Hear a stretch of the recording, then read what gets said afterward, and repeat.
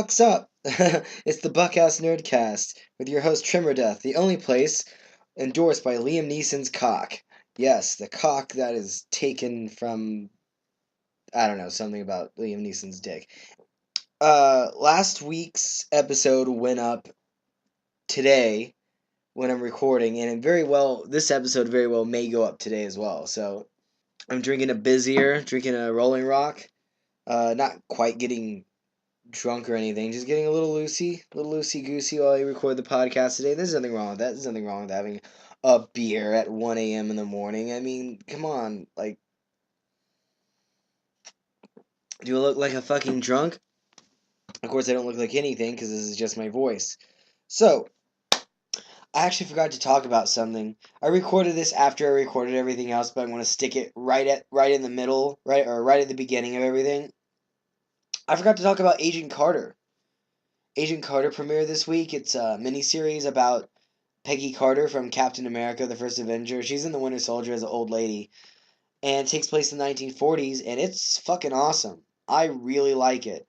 I like how everybody's attitudes about gender are reflected in it, and she's not just treated like crap by a lot of guys, not all of them, obviously, but a lot of guys underestimate her, but them underestimating her makes her more dangerous and makes her a better agent as a result.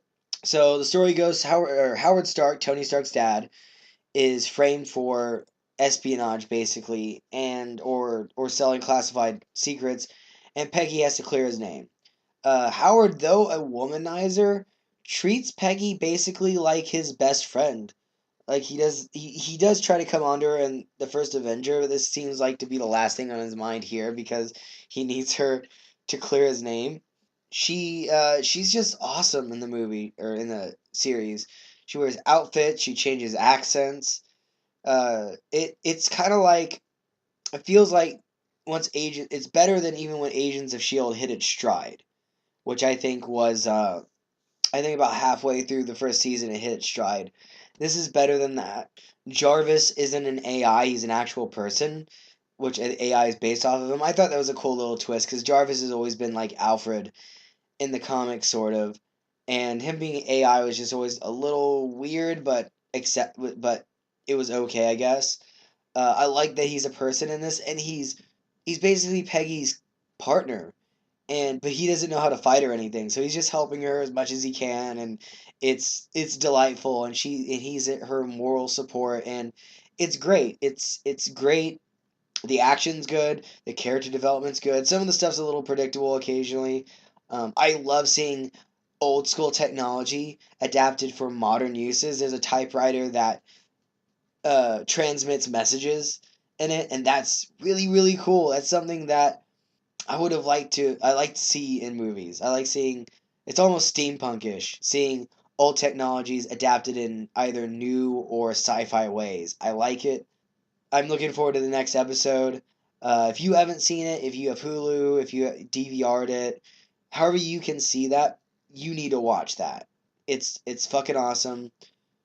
Go check it out. It's Taken 3. I saw Taken 3 today, so what did I think of it? Let me get this beer. So I saw Taken 1 about the week it came out. And the whole little monologue he gave. I have a particular set of skills and whatnot. I will find you and I will kill you. That drove me nuts. I was like, oh my god, I have to see this movie. It's Qui-Gon Jinn and Ra's al Ghul and Darkman beating ass. And ever since then, like, Liam Neeson's become this, like, older guy action hero, which is kind of cool, because he never really was that before the Taken series. Like, and then they did Unknown, and then they did The Grey, which was fucking awesome. Uh, uh, and then they did Taken 2. Taken 1, I felt, for a PG-13 action movie, was done really well. I was on the edge of my seat.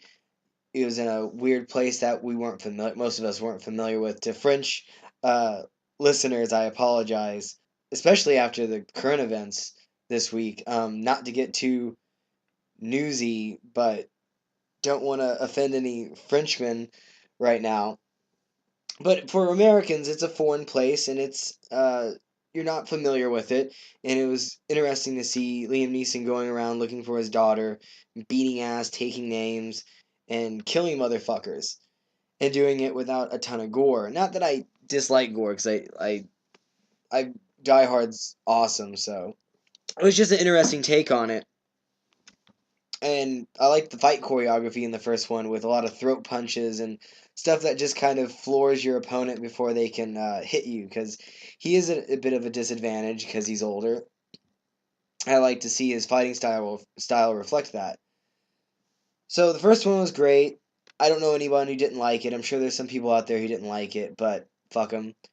Taken 2 came out, and it was again in a foreign country, but it was I don't want to say it was the same thing because he was taken and his daughter had to help him out and find him, and then they had to find his wife or his ex-wife.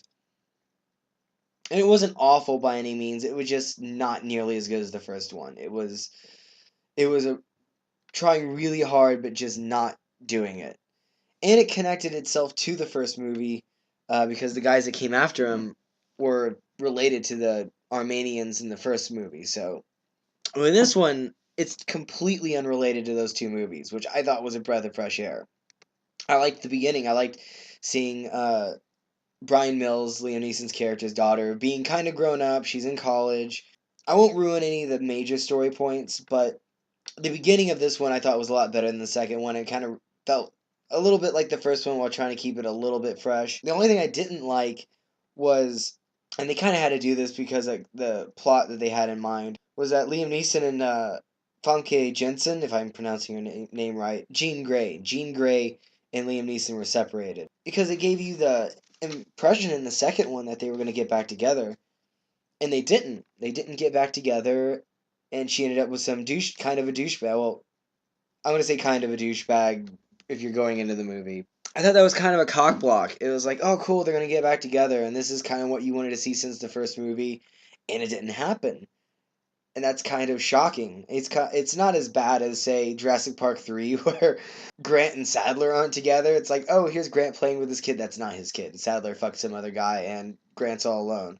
Well, maybe they'll remedy that in this movie. Nope, they don't remedy it. Grant's alone, and no one gives a shit about him except the guy who keeps his hat. In this one, if you've seen the previews, is a bit of a spoiler. Uh, if you haven't seen the previews and you're just going in blind, Liam Neeson gets framed for murdering his ex-wife on purpose. It's a setup. It's a straight up setup to get him caught and out of the way for some other things going on. He's being chased by the LA, I think it's LAPD, and just whipping cops' asses. Like, he doesn't kill any of them, and he causes like a big pile up and whatnot. He's a badass, but he's a restrained badass in this one. Up until the end when he descends upon or ascends to the bad guys and just does what he does in the other movies. But there's a couple instances where there's a fight in the liquor store, and that fight was a lot more interesting than some of the other fights because they're using bottles and the glass and the doors and all sorts of stuff to fight each other. And the way that fight ends is kind of shocking. So Liam Neeson's a badass as normal. I think some people don't like him because they think he's monotone, but that's not the way he is in every movie. These movies, he's just a badass. He's just kind of a Boy Scout, but one that murders motherfuckers if they get in his way. Or if they're evil, he'll fucking kill them without a second thought. So is it as good as the first one? No. It takes a different twist than the first and second one. I appreciate the originality. I appreciate him being chased around in the United States. Even though, spoiler alert, it gets wrapped up almost unrealistically well at the end. Like, after the shit that goes on, there's no fucking way Liam Neeson wouldn't go to jail. There's no fucking way he wouldn't be in fucking jail after some of the shit he pulled. But like I said, spoiler alert, he doesn't go to jail at the end. Honestly, if it reminded me a little bit of First Blood, not the being accused of something and in Rambo's case, he was just being fucked with. But yeah, Taken 3, it's better than the second one, not as good as the first one. I think it was worth the price of admission for action fans. If you're not an action fan, you're looking for a really original plot that I don't know, makes you think this isn't it. It is a little bit of a mystery going on, like they are in the other movies. It doesn't do anything incredibly original. It's just better done than the second movie. If you're not a fan of action, I don't know why you would see this in the first place. So, just letting you know, I almost kind of wanted to go on a Rambo tangent because that reminded me of Rambo so much. I mean, obviously Liam Neeson wasn't in the woods and killing cops because that's what he did in First Blood. But Rambo 2 and 3 and 4, even though they don't call it 4, I could go on a whole rant about weird titles to movies in the 20 teens and 2000s, but I'm not going to get into that. We're all about him in a foreign country killing motherfuckers with some sort of goal. In First Blood, I mean, he's killing cops. I mean, cops fucked with him. They think he purposely murdered one of them, and he didn't. He hit the helicopter and it crashed, but he didn't mean for it to crash. He goes to jail at the end. He was going to commit suicide originally. That's what I kind of like about that first movie, because they didn't think there was going to be a sequel to it. They didn't think it was going to be a franchise that would be going on 30 years later. They were like, here's this movie about this guy who gets persecuted by some cops. That would be more relevant in today's news cycle anyway. But that movie's really original, and I it's kind of sad that the other movies fell into this mold. Even though Rambo was really good, it's better than Rambo 3, or Rambo 4, I should say, or John Rambo, or whatever title you want to give it. Rambo 4 was a lot better than 3. I thought it was maybe even better than 2. But it wasn't better than First Blood. A lot of Rambo fans know that First Blood is where it's at. And supposedly, they're making a final Rambo movie. It's going to be called Last Blood. I don't know what it's about. I haven't looked anything up on it, but if it's him getting chased by military or the cops, the U.S. military cops, that'd be kind of interesting. Kind of interesting. Went into a whole urban environment, kind of like like Taken. If they kind of took that spin on a Rambo movie, but made it its own thing. Don't make it a copy of Taken or anything, or the Bourne movies. Moving on. Moving the fuck on, biatch. Oh, so last time I talked about upcoming movies of this year, and one movie I forgot to talk about was Terminator Genesys. I don't know how I forgot about that, but I did. Maybe because I wasn't really looking forward to that movie at first. Maybe because Salvation was just kind of okay. It wasn't like awful. Like a lot of people were like Terminator Salvation is the worst thing ever. It's okay. Uh, I liked it better than Terminator 3, but Terminator 2 is like my favorite movie of all time. It's probably my favorite movie of all time. This movie, Terminator Genesys, looks like Terminator 2. It looks like Terminator 2. It has a T-1000 chasing Kyle Reese, which is kind of weird to see. Sarah Connor being a badass before she's in an insane asylum. One of the things I thought was interesting is it looks like they're just time jumping. Like Sarah Connor and Kyle Reese are just time jumping all over the place. Because the idea is that since Arnold Schwarzenegger, who is in this movie, not a CGI version of him like in Salvation, but actually Arnold Schwarzenegger, if you hadn't seen the trailer already, the reason they let him be old in it, that sounds awful. The reason he's older in it is because the T-800's flesh parts age like a normal human does. Flesh components ages like a normal person does. He doesn't need them to operate, but they age, and I guess they eventually die. So he appears in the 80s, or in this case in like the 70s or 60s, shit, I guess, whenever Linda Hamilton's born. And then he waits, and I don't know if this is a T-800 from T2, they just sent him backwards further, like the timeline somehow got fucked up. And he's waiting for the Terminator from the first movie, and apparently destroys it. And he's like in his 40s or 50s whenever he does that. And that's around the time Kyle Reese shows up, and I guess a T-1000 made his way to that time period too.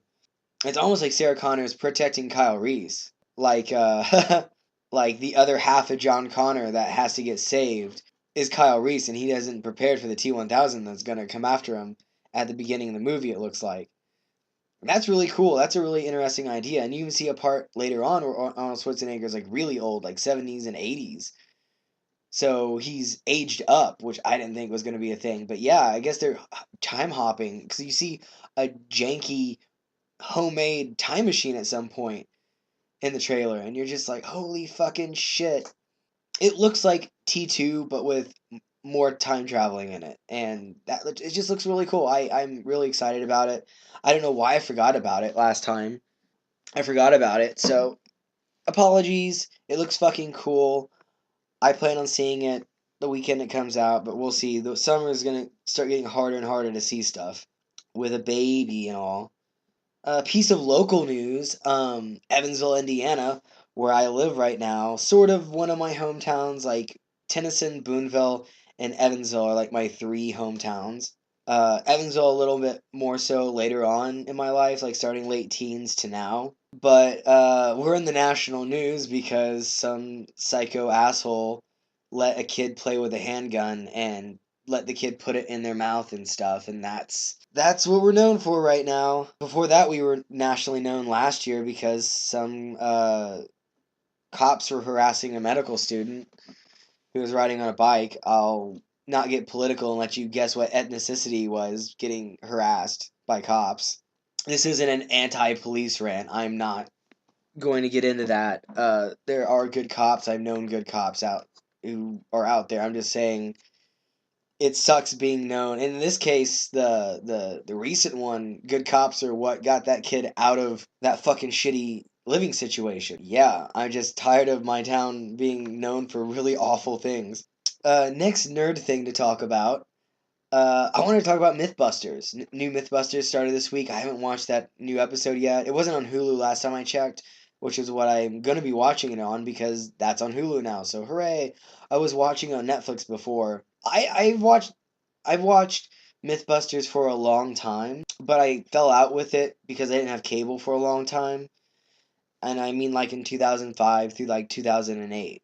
So it wasn't like I could watch it on Netflix or Hulu because those things either didn't exist back then or I didn't have anything that played it. So, or I didn't know about it. So, I know Hulu didn't exist, but Netflix might have. I'd have to look it up. So, Mythbusters got rid of their build team, Cary, Grant, and Tori.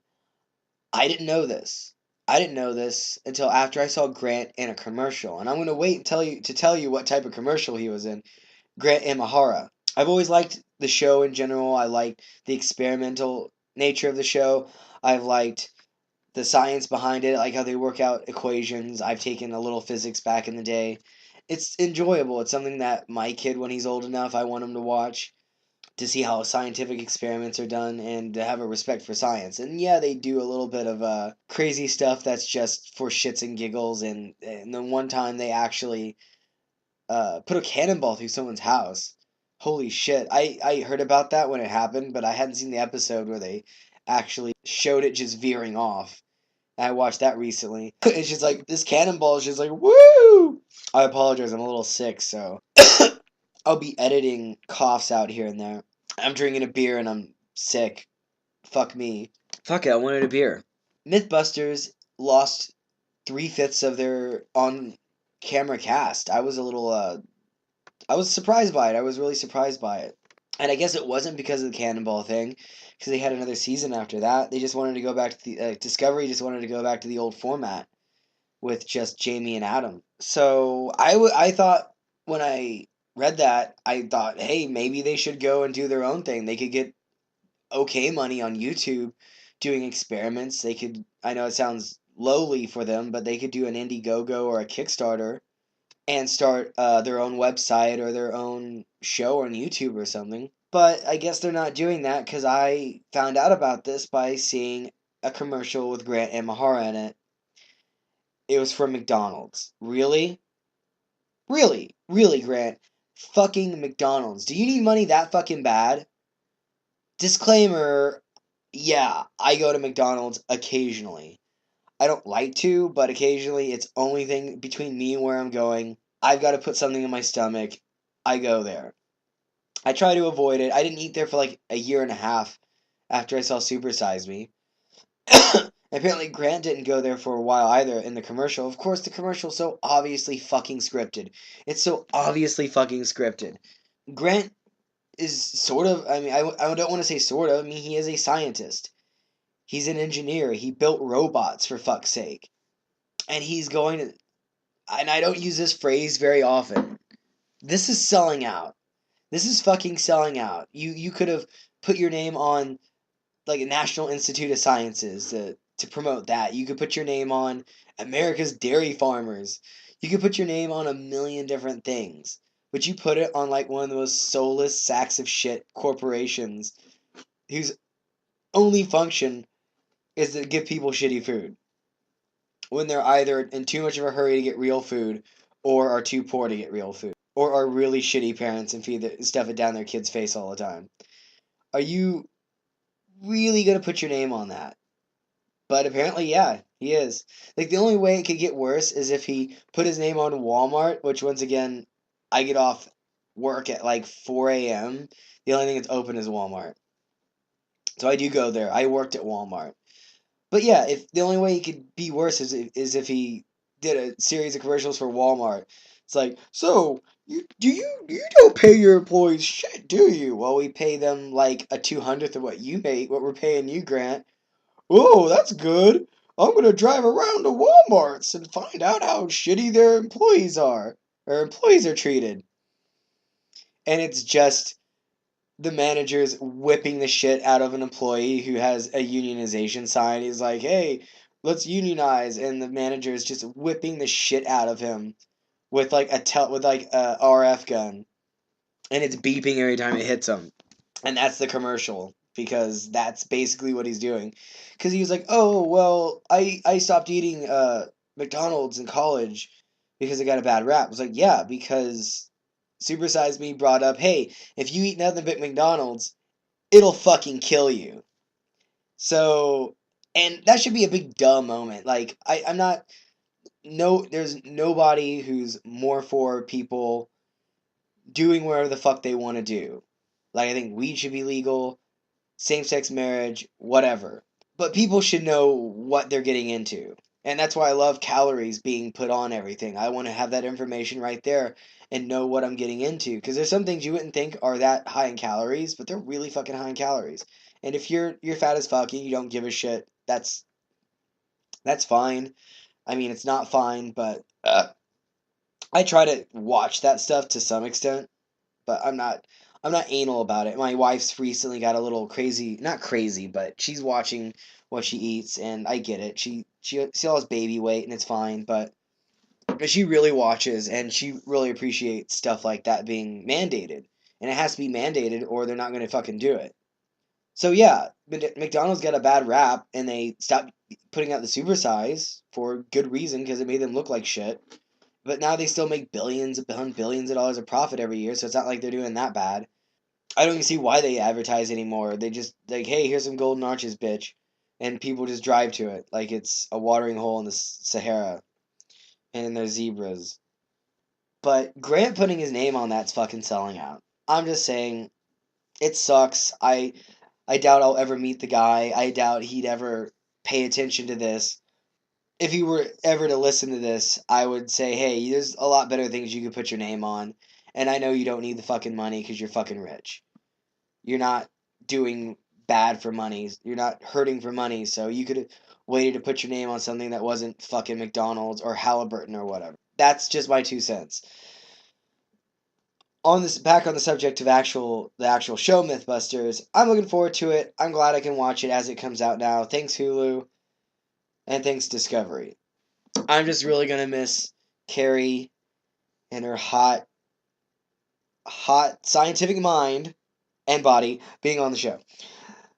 I'm okay. I'm not joking. I do think she's crazy hot, but I will miss all three of them. Despite Grant selling out, I would like to see him return to the show. They recently did an epic rap battles of history with the Mythbusters versus the Ghostbusters. Not recently, but recently enough. And they had the B team show up, and it's like, oh, they're not there anymore. Sorry, guys. That kind of sucks. I know this info came out a while ago too, and I just didn't know. I wasn't paying attention because I couldn't see it as it was newly coming out. Now that it is newly coming out and I can see it, I guess I was like, oh my god.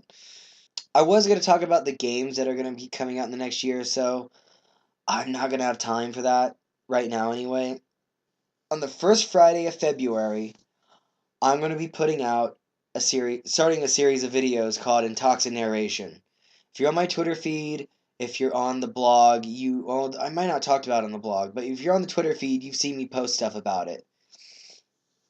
So for those of you who haven't had this explained to you, Intoxin Narration is going to be a series of videos that act as both commentary and a drinking game for movies. It's going to have a little skit at the beginning, something funny, an introduction song if I can get it done by then. We'll see. It's going to have custom drinks that we've invented for the movie. We've already got all the drinks invented for 3 movies, which is nuts, with me and Crimson brainstorming about this. And then we sit down, we watch the movie. You can't see it because I don't want to get sued for copyright infringement. But this is a complimentary. Blah, blah, blah. This is meant to complement the movie that you're watching. Kind of like riff tracks, but not quite. You put it on your laptop, your phone, your tablet, whatever. Set it in front of you while you're watching the movie. And as the movie goes on, rules will pop up for what you're supposed to be doing during the drinking game. Those rules could be anything from every time. Okay, so the first movie we're going to do is Batman and Robin. Yeah, random, no theme to it. We're going to have some themes later on in the year with different movies coming out.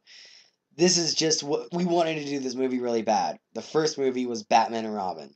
So every time Arnold Schwarzenegger does an ice pun, you take a drink. Every time Poison Ivy kisses somebody, you take a drink. Every time you see a bat nipple, you take a buttery bat nipple. Or every time there's a close-up on a bat nipple. And so on and so forth. And we'll have the rules flash on the screen. We'll be getting drunk with you. We'll take all of the drinks with you. That might be half the entertainment, is this we'll be just getting fucking drunk. That'll be me, Crimson, and 3Dozer at first. Zelderman expressed some interest in doing it. I don't know if we're going to get him for the first one. We'll see. We'll see. I make no promises on Zelderman, but he will be in some of them. And we'll have all the custom drinks. We're going to film some of the stuff, the intro, the custom drinks, all that stuff next week. And then the following week, we'll record our commentary and the drinking stuff. And then I'll edit it so it has all of the rules flashing on screen. I'll probably have a sound effect that goes along with it in case you're watching the movie and not paying 100% attention to what's going on. Maybe I'll have like a beer filling up a glass as the sound effect or something. But yeah, we're going to be doing those videos. I'll keep doing BANcast every week if I can. I should be able to. But this will be a new feature on Buck Ass Nerd. I hope we'll have more features eventually. I want to do some video reviews, but I don't think I'm going to have time. I tweeted that I was going to do some Jurassic Park reviews. That's just going to get folded into Intoxin Narration. Some of the jokes I was going to do in the review, I'm going to put in the introduction of Intoxin Narration for Jurassic Park. The schedule so far is going to be, and this is release-wise, not filming-wise, February, Batman and Robin, March, Pirates of the Caribbean, Curse of the Black Pearl. I'm trying to get some of the Pirates movies out of the way, so in 2017, when that drops, we can do the last one that came out on Stranger Tides, right before Dead Men Tell No Tales comes out. In April, we're going to do The Avengers, because no, in April we're gonna do Insidious. Sorry, we're gonna film the Avengers in April. In April we're gonna drop Insidious 1 because Insidious 3 comes out in June. But we got to do the Avengers for May's because that comes out in May, and then we got to do Jurassic Worlds for June because that's when that comes out. Jurassic Park for Jurassic World in June, and that's as far as we got for movies. So it's gonna go Batman and Robin, Pirates of the Caribbean, Insidious, Avengers, Jurassic World, or Jurassic Park. So the next 5 months are planned out. Obviously, we're going to do a Star Wars movie for December. I might try to get 2 of them done for that month, but we'll see. It just depends on how many hits we get. If we can get some major attention paid to this, we might be able to start doing 2 a month. as well as reviews and stuff. So, yeah, just share the videos with your friends. I'm going to put a blog post up about this, but what you're going to need for Intoxication for February is a copy of Batman and Robin. It's actually on Netflix right now. I'm going to go ahead and buy a DVD version, so I might rip it and put some scenes in the video itself and the introduction. I don't know if I will or not. It just depends on time constraints.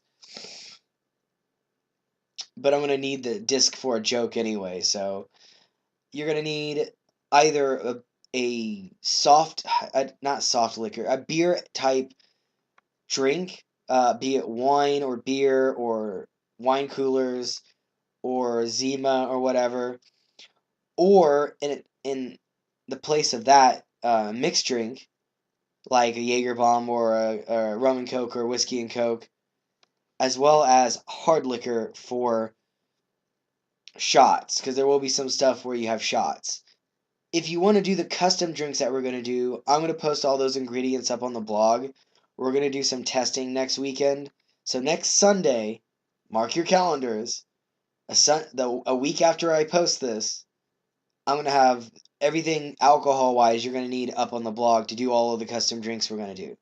But you don't need the custom drinks to do it. You can have something that you can sip on or drink and something you can shoot. If you don't want to shoot stuff, I get it, and you can do just beer or wine or whatever. But if you want to go hardcore with that shit, you get some fucking liquor. I don't give a fuck if it's the cheap ass stuff. You get some cheap ass liquor and you drink it and you get drunk with us. Also, if you want to put up responses on the video, like after you watched it and how drunk you are, or of yourself watching Batman and Robin while watching us and getting drunk with us, and I don't care if it's an hour and a half long. Post it up as a response. Let me know about it. I'll post it up on the blog. I'll post all of them up on the blog and on the Twitter. The Twitter machine. So yeah, that's exciting that we're going to do that. I think that's going to get a lot more attention than this lowly audio cast, but hopefully they'll both be complementary towards each other. That's really it. That's all I got. This is a shorter NerdCast. I don't have a lot to talk about outside of that, other than video games this year. That'll be next NerdCast. I'll talk about all the video games that come out this year. So, yeah, I'll see you next week. Pay attention to the blog, TremorDeth.blogspot.com, TremorDeth.blogspot.com. You can also check out my Twitter at jharrisgaming, JHARRISGAMING. I'm on Facebook. I'm on Google Plus. If you give a shit about Google Plus, Google Plus, something everybody has but nobody uses. Obviously, I'm on YouTube. You're watching this. It's on YouTube. Please subscribe to this. It would help me out a lot if you subscribed. If you liked this, like it. Stay tuned for Intoxication. And that's all I gotta say. Go fuck yourself, and then fuck your dog and your cat, and that's called a three-way.